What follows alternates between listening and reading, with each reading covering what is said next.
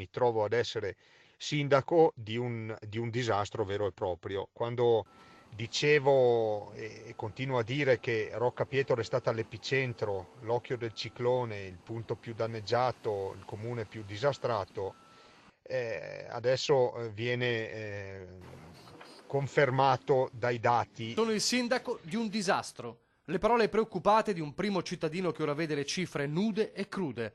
Rocca Pietro è simbolo della montagna devastata e non solo visivamente.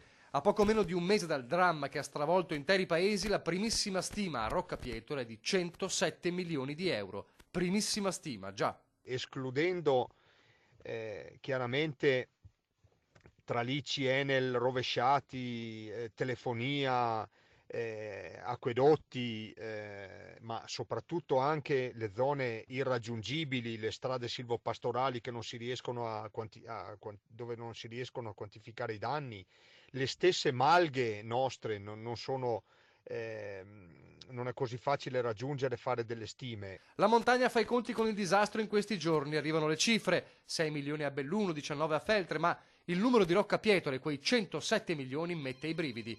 Lo aveva già ipotizzato, ma forse il sindaco non poteva credere che potesse aderire così alla realtà. 107 milioni di partenza, ma con la sicurezza che il volume aumenterà.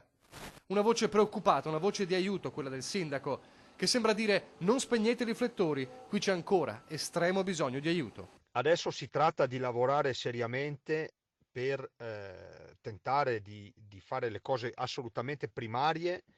Mi vengono in mente gli argini, mi vengono in mente le briglie, mi vengono in mente le difese spondali, i paravalanghe, paraneve e tutto quanto consegue per mettere in sicurezza i villaggi. Ma abbiamo tantissime cose che ancora non abbiamo scoperto e che faranno lievitare i nostri danni. Io penso almeno del doppio rispetto alla cifra di 107 milioni che vi ho appena dato.